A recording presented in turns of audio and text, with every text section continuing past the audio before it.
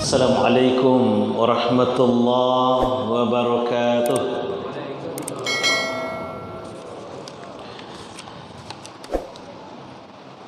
Alhamdulillah wa kafa.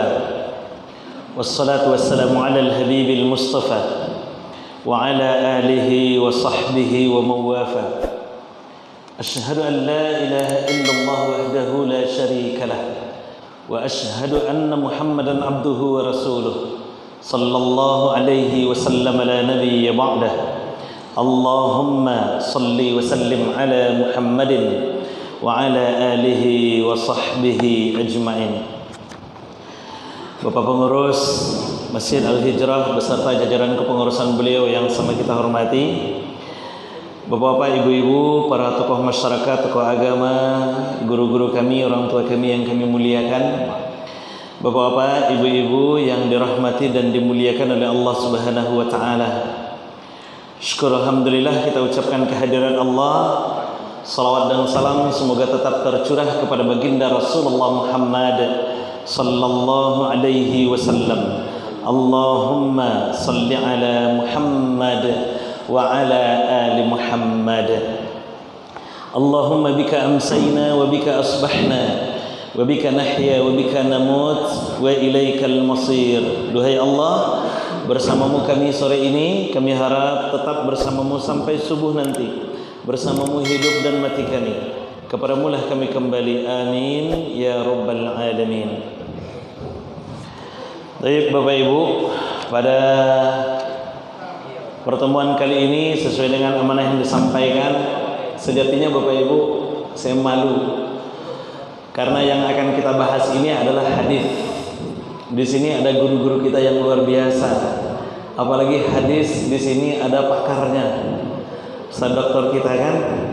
Jadi Bapak Ibu pernah kemarin itu nawar sama Bang Erman, bawa hadis ke Bang. Iko disarang guru hadis sama mengaji hadis ke kacau. Tapi karena ini adalah amanah permintaan dari jemaah kata beliau, maka kita coba dan fokus kita hadis arba'in ya Bapak Ibu. Dan sekarang sampai pada hadis yang kelima. Hadis arba'in, sekarang kita sampai pada hadis yang kelima. Dan saya perhatikan ternyata yang membahasnya orang yang berbeda-beda. Nah, ini yang saya khawatirkan Bapak Ibu, apalagi kalau kemudian zaman yang membahas kok gagal paham mereka takutnya. Tapi mudah-mudahan tidaklah. Kalau gagal paham mereka tanggung jawab guru yang bodoh muka berdua kok. Ya Bu ya. Ya, di belakang pun ada guru saya. Baik Bapak Ibu, hadis yang kelima di hadis arba'in ini, hadis tentang ibtalul munkarat wal bid'ah. Hadis menolak kemungkaran dan bid'ah.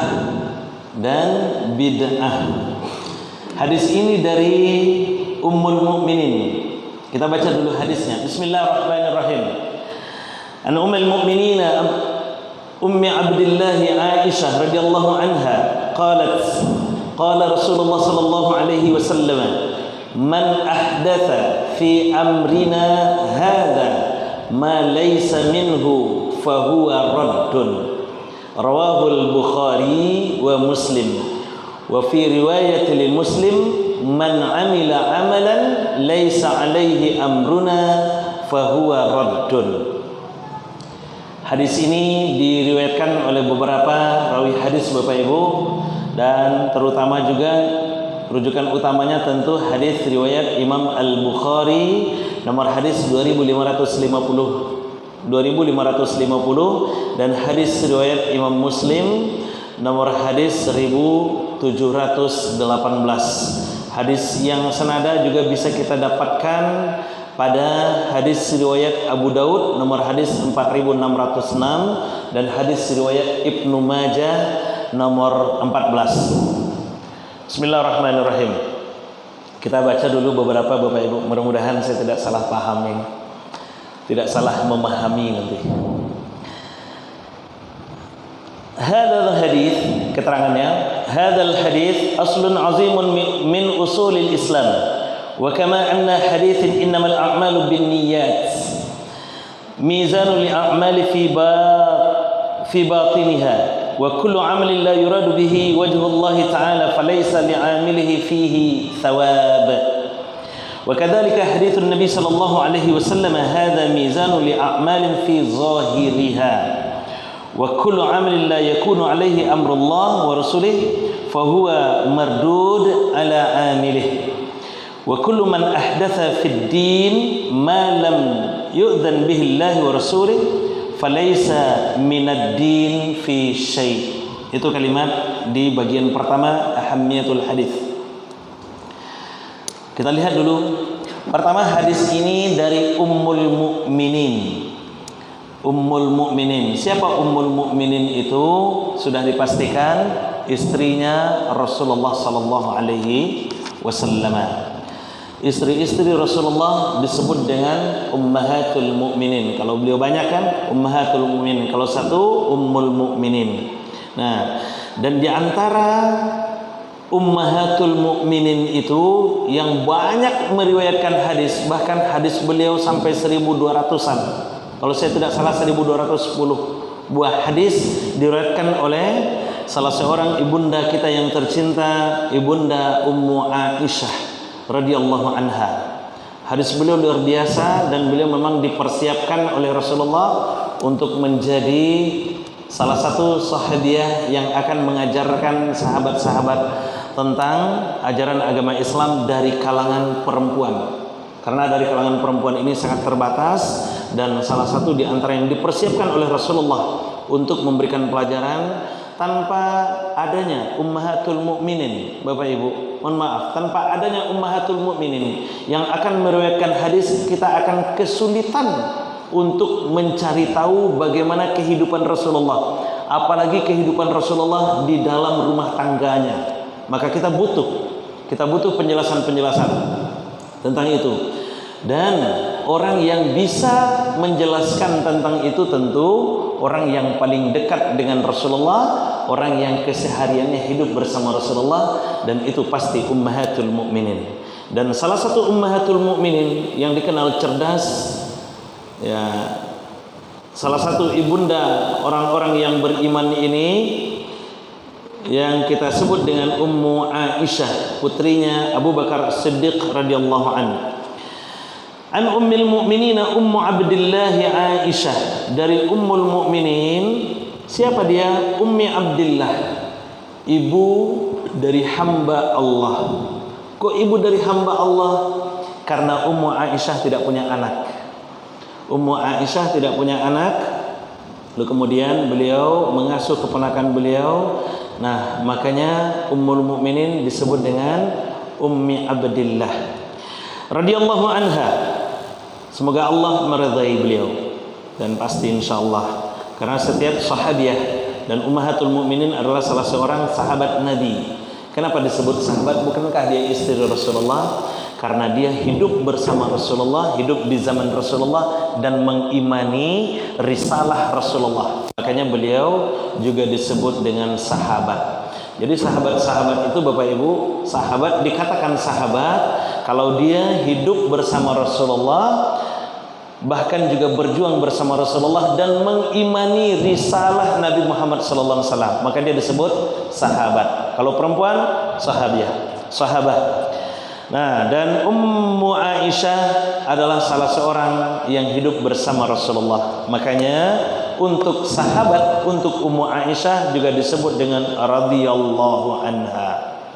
Dan rata-rata sahabat itu disebut dengan radhiyallahu anhum. Allah ridha kepada mereka. Apa kata Ummul Mukminin, Ummu Aisyah? Qala Rasulullah sallallahu alaihi wasallam. Rasulullah sallallahu alaihi wasallam pernah bersabda, "Man ahdatha fi amrina hadza ma laysa minhu fahuwa raddun." Siapa yang berbuat sesuatu yang baru fi amrina, dalam urusan agama kita ini, urusan agama, ma laysa minhu, yang tidak ada dasar dalilnya dari Rasulullah sallallahu alaihi wasallam, tidak ada dalil, bahkan juga tidak ada contohnya dari Rasulullah sallallahu alaihi wasallam, fahuwa raddun, maka amalan itu ditolak. Amalan itu ditolak. Hadis riwayat Al-Bukhari dan Muslim. Dan di dalam hadis Muslim matanya berbunyi, man amila amalan laisa alaihi amruna fahuwa raddun. Siapa yang melakukan suatu amalan yang tidak ada dasar, dalil dan contohnya dari kami dalam urusan agama kita ini, fahuwa raddun. Raddun itu bermakna mardud, ditolak. Maka amalan itu ditolak. Hadis yang senada barangkali bapak-bapak kami sering mendengar setiap Jumat. Hampir setiap Jumat khatib-khatib kita itu membaca hadis yang senada dengan ini. Ya, hadis tentang bid'ah itu. Nah, nantilah kita lihat itu. Kita lihat dulu keterangan hadisnya Bapak Ibu. Hadal hadis aslun azimun min usulil Islam. Hadis ini adalah hadis utama dalam Islam. Wa kama anna haditsin innamal a'malu binniyat. Kama anna hadits innamal a'malu binniyat. Sebagaimana hadis innamal a'malu binniyat. Hadis innamal a'malu binniyat itu hadis pertama dalam hadis yang disusun oleh Imam Al-Bukhari, hadis yang diriwayatkan oleh Imam Al-Bukhari. Hadis itu bisa kita dapatkan di kitab Fathul Bari bi Syarhi Sahihil Bukhari nomor 1 di jilid yang pertamanya. Innamal a'malu binniyat. Hadis innamal a'malu binniyat ini mungkin juga pernah kita bahas. Itu hadis pertama di hadis Arba'in ini. Hadis Arba'in innamal a'malu binniyat yang diletakkan oleh Imam An-Nawawi, si penyusun kitab Arba'in ini. Jadi hadis ini pada dasarnya Bapak Ibu senilai dengan hadis innamal a'malu binniyat. Mizan li'a'malin fi batiniha. Kalau innamal a'malu binniyat menjadi standar ukur atas amalan dalam konteks batiniahnya. Dalam konteks batiniahnya. Wa kullu amalin la yuradu bihi wajhillahi ta'ala falaysa li'amilihi fihi thawab. Maka setiap amalan yang tidak didasari dengan niat itu, falaisa li'amilihi fihi thawab, tidak ada nilai, tidak ada pahala bagi pelakunya. Itu dalam konteks batiniahnya. Dalam konteks zahirnya, maka yang jadi patokannya adalah hadis yang kelima ini. Kalau dalam konteks batinnya yang jadi patokan innamal a'malu binniyat, dalam konteks zahirnya wa kadzalika haditsun Nabi sallallahu alaihi wasallam hadza mizan li a'mali fi zahiriha. Dalam konteks zahirnya maka hadis inilah yang menjadi standar ukurnya. Jadi dalam kenyataan Bapak Ibu de factonya, maka hadis ini menjadi standar ukur setiap amalan yang kita kerjakan. Kalau amalan itu ada polanya, ada malnya, ada patokannya, ada pedomannya yang dilakukan, dicontohkan, disebutkan, ditetapkan oleh Rasulullah sallallahu alaihi wasallam, maka itu bisa dipakai. Maka amalan itu akan diterima. Tapi kalau tidak ada dalilnya, tidak ada contohnya, tidak ada, bahkan dibuat-buat, cenderung dibuat-buat, maka itu akan ditolak. Nanti kita akan lihat bagaimana yang ditolak itu. Wa kullu amalin la yakunu alaihi amrullah wa rasulih. Maka setiap amalan yang tidak ada perintah Allah dan Rasulnya tentang itu, fahuwa mardud. Maka amalan itu akan ditolak. Ala amilih.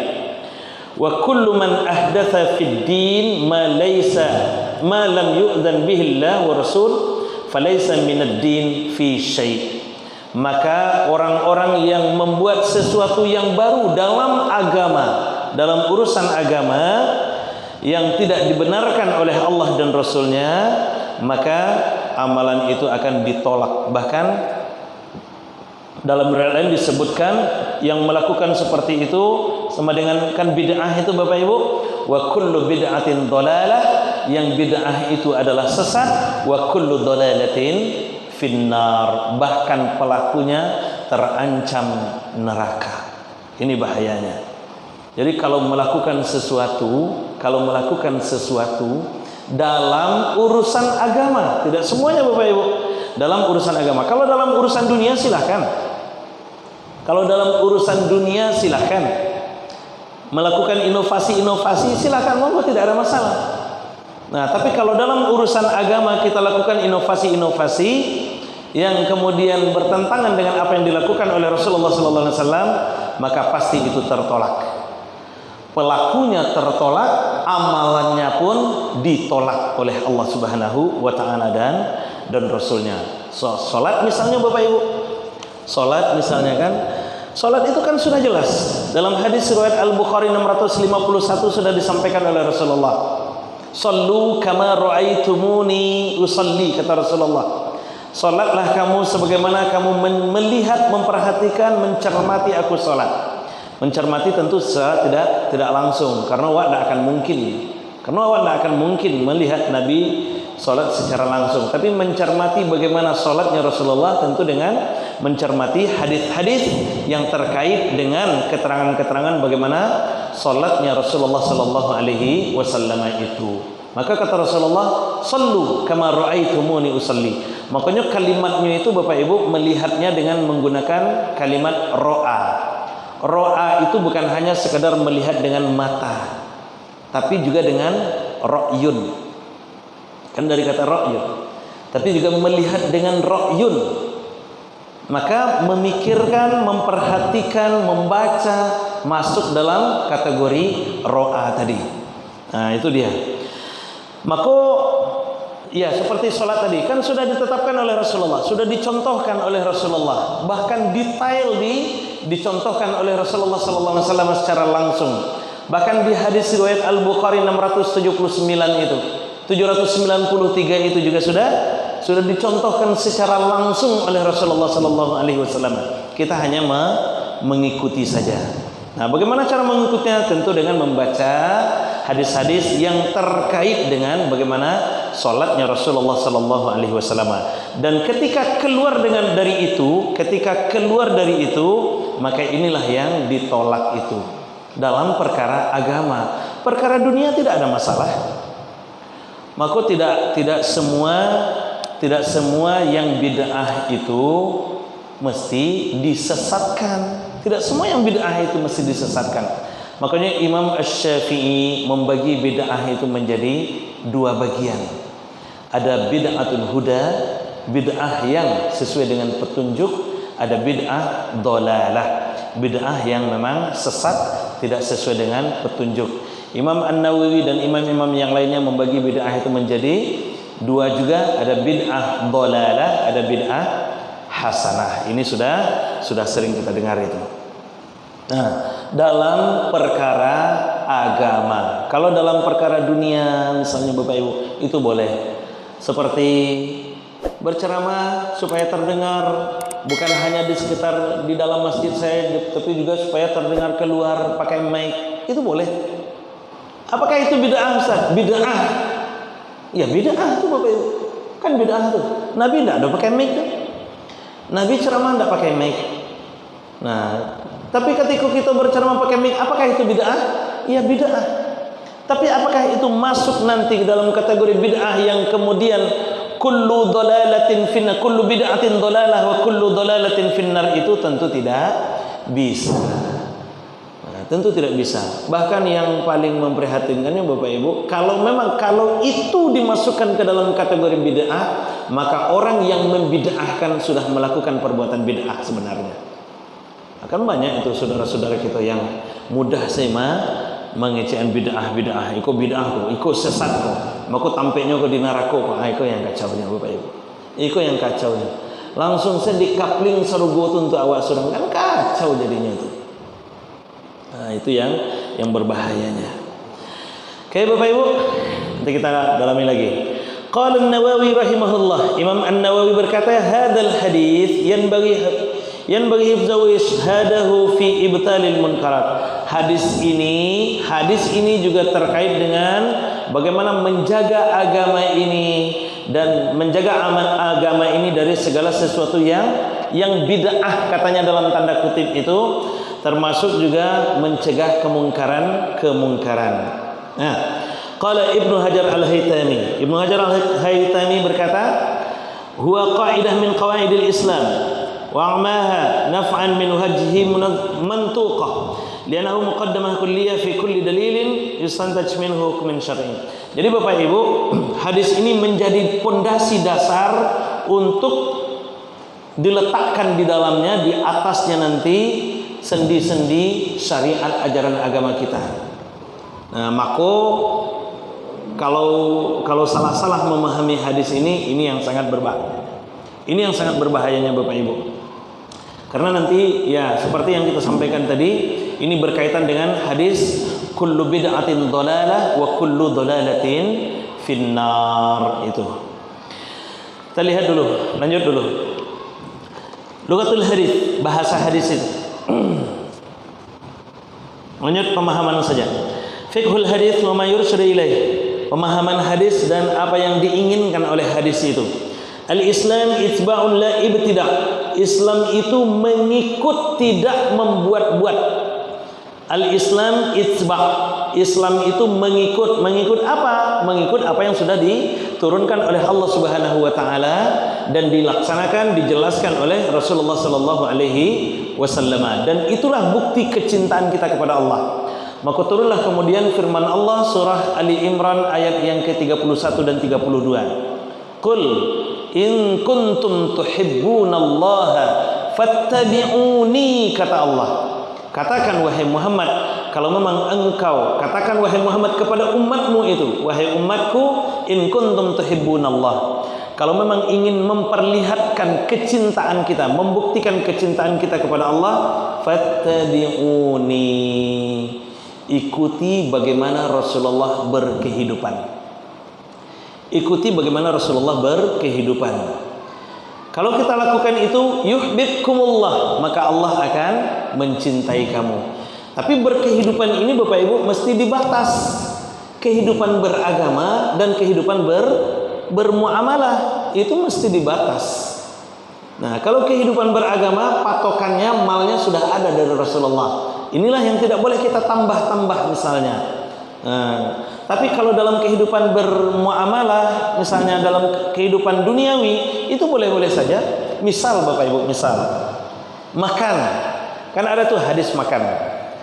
Rasulullah sallallahu alaihi wasallam itu kalau makan pakai 3 jari. Rasulullah makan itu pakai 3 jari. Nah, maka kalau sunnahnya makan itu memang pakai 3 jari. Tapi apakah kalau kita makan kemudian dengan 5 jari itu menjadi sesuatu yang baru yang kemudian dipersalahkan, menyelisih sunnah? Tentu tidak bisa. Maka hadis-hadis itu Bapak Ibu tidak bisa dipahami secara tekstual saja, harus juga kontekstual dia. Nah, harus dia kontekstual juga. Makan harus pakai 3 jari. Tengok dulu yang dimakan Nabi itu apa? Yang dimakan Nabi itu kan kurma. Kalau kurma pakai 3 jari wajar. Justru ketika kurma itu diambil 5 jari nampak cangoknya. Iko yang awak makan nasi. Makan nasi bagaimana caranya pakai 3 jari? Nah, apalagi kalau pakai sendok. Dikecek lo makan jo sendok itu bid'ah. Ini luar biasa lagi. Amo kalau ada orang mengecekan makan pakai sendok itu pakai bid'ah Bapak Ibu, amo bawa ke Raja Wali. Orang tuh. Bawa ke Raja Wali. Nah, minta ke orang tuh soto kan, soto langsung campur ya. Nah, suruhnya makan sesuai sunnah. Abah akan makannya makan soto pakai 3 jari, Pak. Coba bayangkan itu. Kondaknya sendok. Nah, itu dia. Jadi kalau ya pakai cara tadi, kalau makan kurma wajar, memang pakai 3 jari. 3 jari kurma, jangankan kurma, botol pasti bisa jangan kayak 3 jari, Pak. Nah, tapi kalau joli mau jari mambiak kurma tuh banyak kan, itu nampak canggung, itu salah. Itu salahnya. Ada lagi hadis lagi Bapak Ibu. Misal, ya hadis makan juga itu kan. Idza saqatat luqmata ahadikum falyumit anhal adha. Kalau jatuh makananmu maka ambil lagi, falyumit anhal adha, buang kotorannya.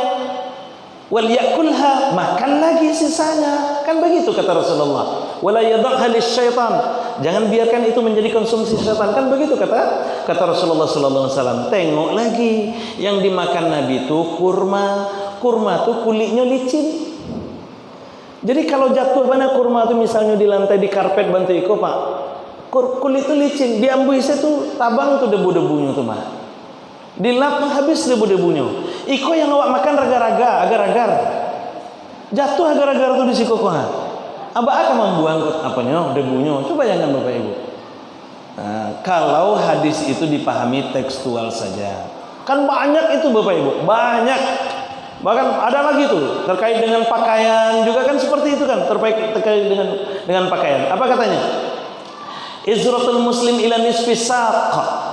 Sarung seorang muslim itu di pertengahan betis.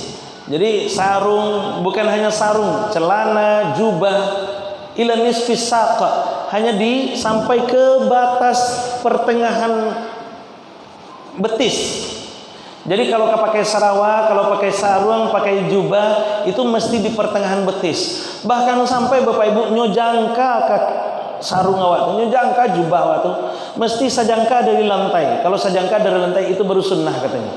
Tapi kalau lah lebih dari itu, apalagi sampai ke bawah ke mata kaki, itulah kacau. Sampai nyututi dengan hadis itu kan. Man batara thawbahu lam yanzurillah man jarra thawbahu bataran lam yanzurillah ila yaumil qiyamah. Kan seperti itu kan? Siapa yang mengulurkan thawbnya, pakaiannya sampai bahkan ke bawah mata kakinya, lam yanzurillahi ilaihi yaumil qiyamah, tidak akan dipandang nanti di hari kiamat. Kan sampai seperti itu. Bahkan dikatakan yang mengulurkan jilbabnya tempatnya di neraka. Mudah sekali. Mudah sekali mencap orang jadi penghuni neraka. Nah, tengoklah dulu ilatnya. Tengoklah dulu ilatnya. Baru nanti kita bicara konten hadisnya itu. Nah, gitu dia. Jadi kalau baca tadi Bapak Ibu, yang sarung di bawah mata kaki, nah itu penghuni neraka tuh. Jadi kalau ada pak-pakmu yang sarungnya, celananya sampai di bawah mata kaki, itu penghuni neraka sadanya tuh.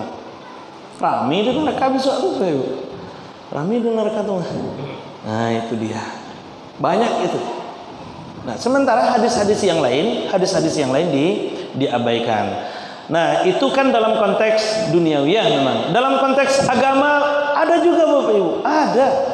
Kayak kunut kan, kunut itu kan dibid'ahkan juga tuh. Konteks beribadah, kunut itu dibid'ahkan.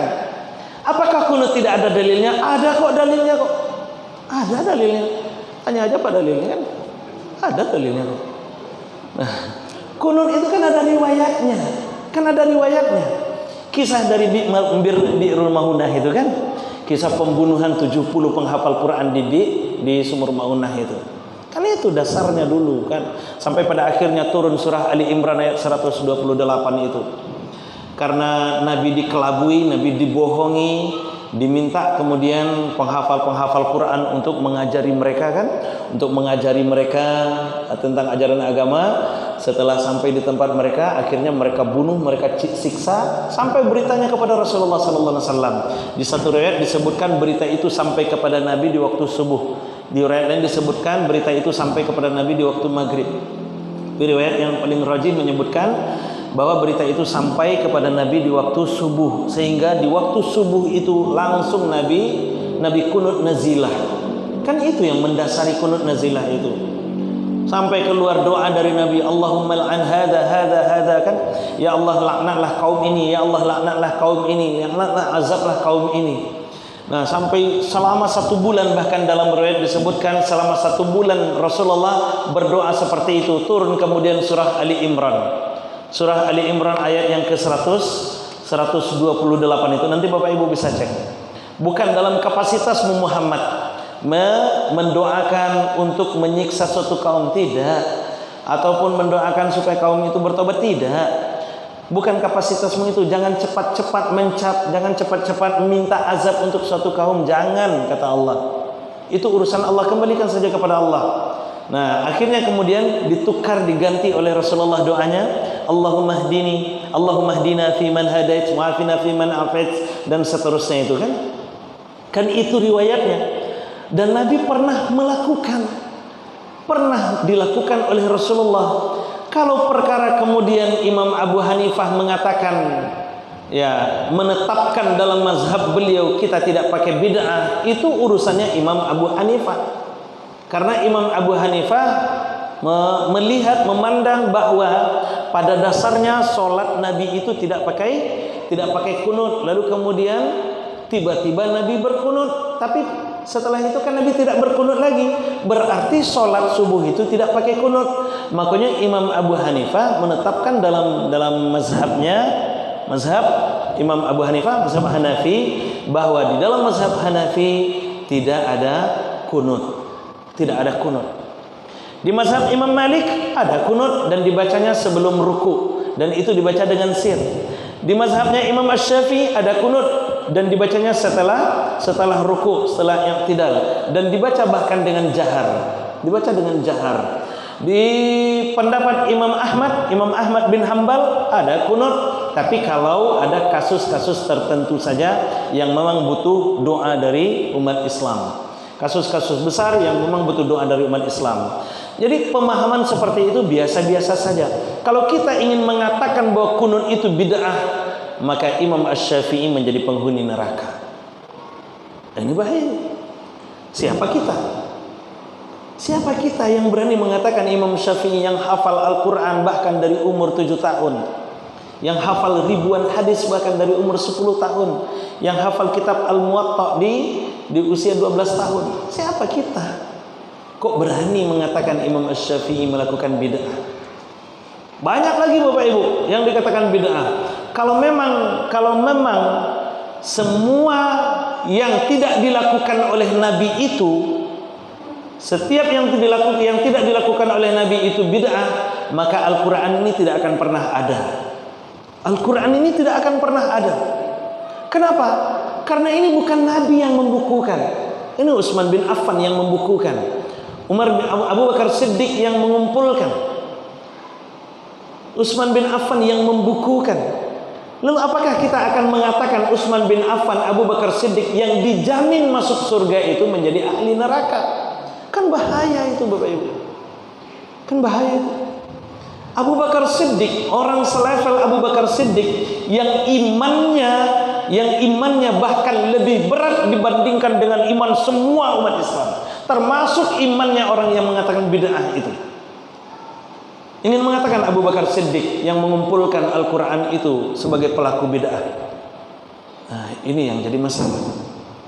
Apakah kita akan mengatakan Utsman bin Affan yang jangankan manusia, malaikat pun malu atas kesantunan Utsman bin Affan ini?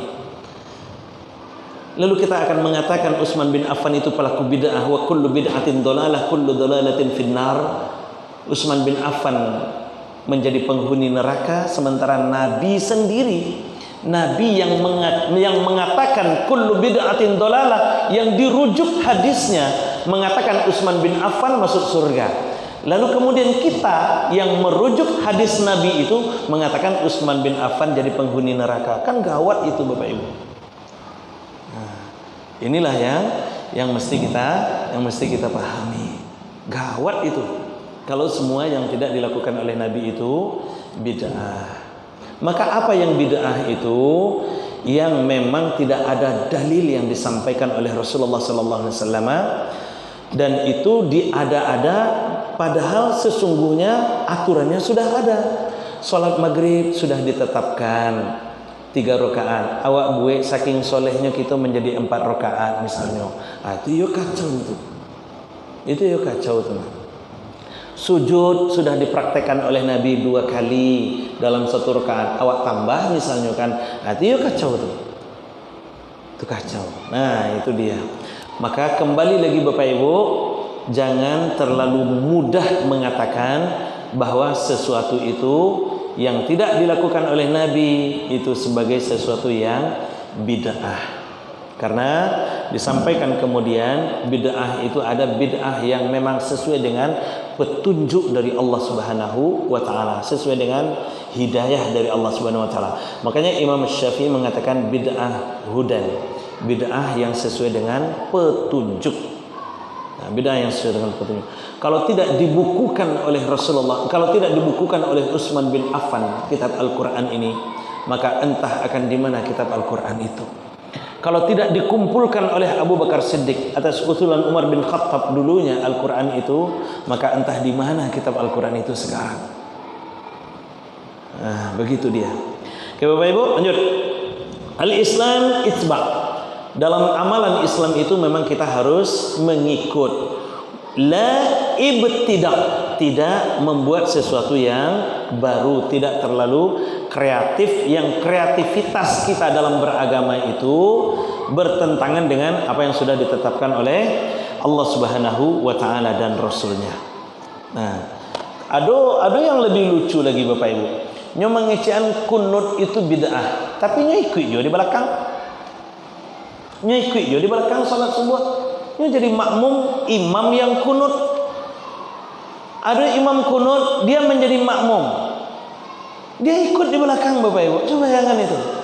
Kalau memang imam yang kunut itu sesat dan dia tempatnya di neraka, kok ikut imam yang sesat? Kan awak yang sesat namanya Tuhan. Awak yang sesat namanya. Mengapa ikut imam yang sesat? Kalau memang dia sesat. Nah, itu dia. Oke, lanjut. Wa Rasulul Karim sallallahu alaihi wasallam alaihi hifzul Islam min ghul al-mutatarrifin wa tahriful mubtalin bihadzal hadis alladhi ya'tabiru min jawami'il kalam wa huwa mustamad min ayatin katsira fi kitabillahi azza wa jalla nassat ala anna al-falah wan najah fi ittiba'i hadi Rasulillah sallallahu alaihi wasallam duna tazid, tanpa menambah-nambah dan tanpa mengurang-urang. Duna tazid au tantiq, tanpa menambah dan mengurangi. Kaqauli ta'ala, "Qul in kuntum tuhibbunallah." Ini sudah tadi.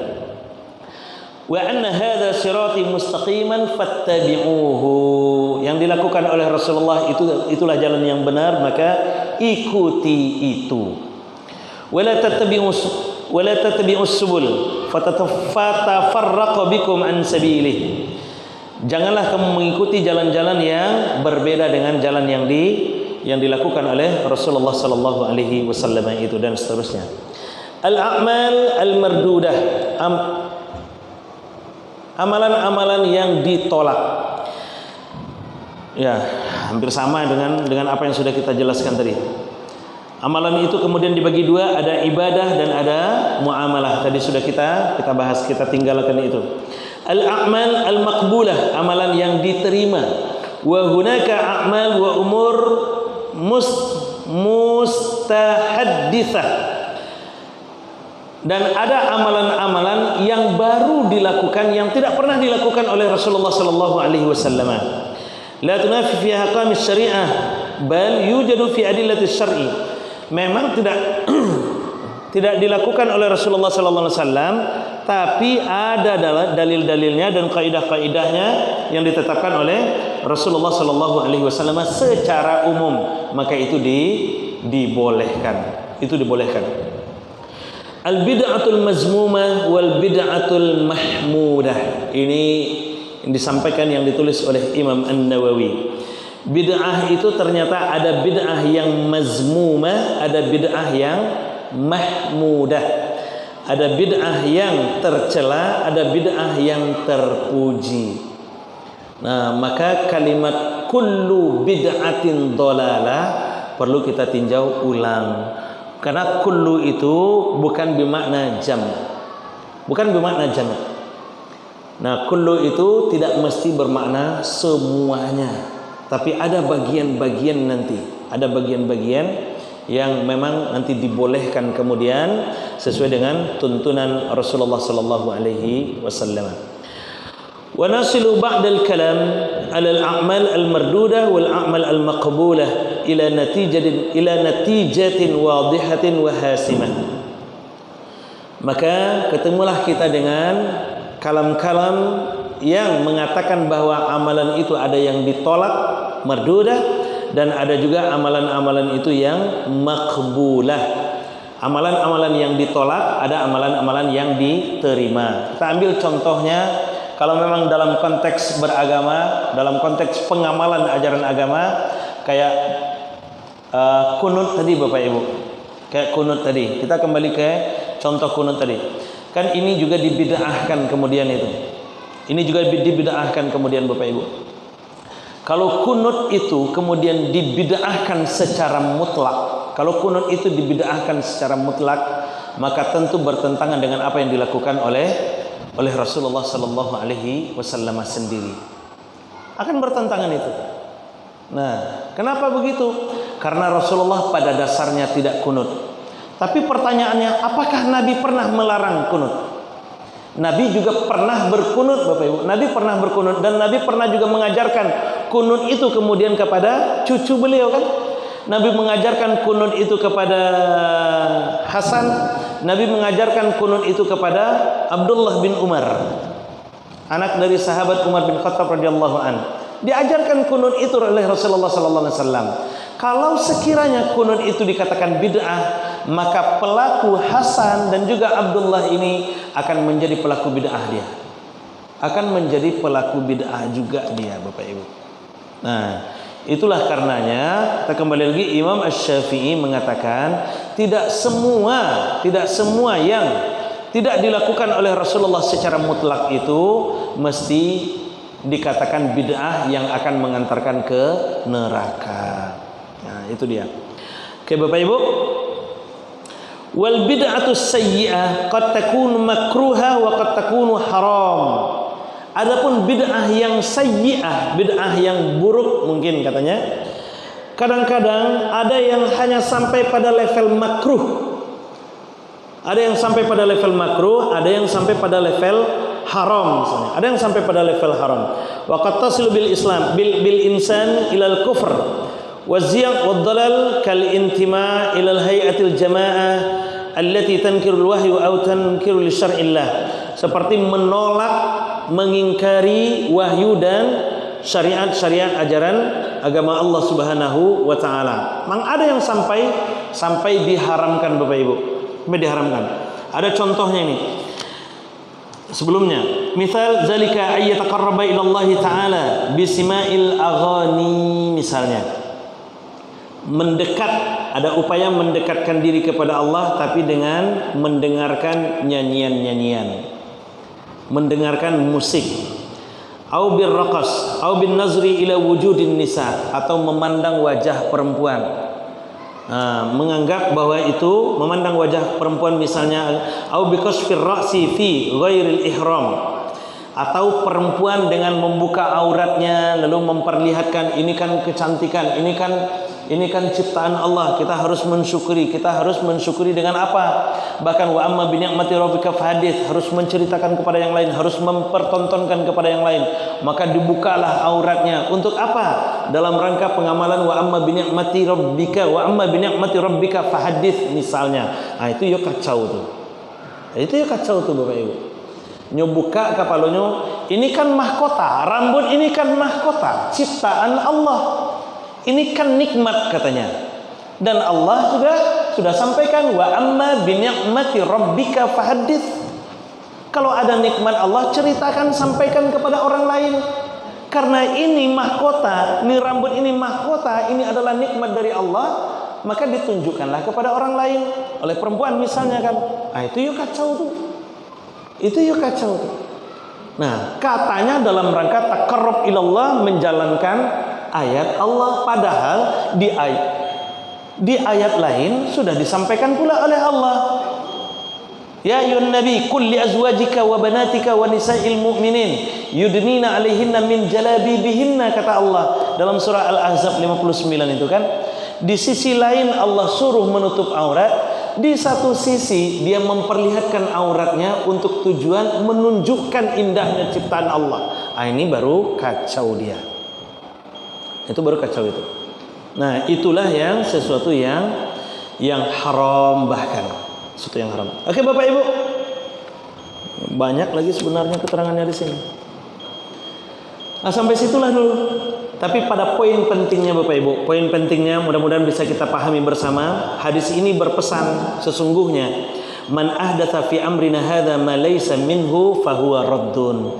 sesuatu yang baru yang dibuat-buat dalam urusan agama yang sudah jelas tuntunannya yang dilakukan oleh Rasulullah sallallahu alaihi wasallam, lalu kita bikin kreativitas baru, itu fahuwa raddun. Tapi kalau itu memang bernilai maslahat untuk umat, ada nilai maslahat dan tidak bertentangan dengan tuntunan syariat, maka itu tentu dibolehkan.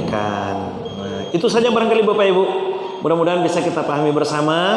Mohon maaf apabila ada kesalahan dan terima kasih atas perhatiannya. Wallahu a'lam bishawab. Subhanakallahumma bihamdik asyhadu an la ilaha illa anta astaghfiruka wa atubu ilaik. Assalamualaikum warahmatullahi wabarakatuh.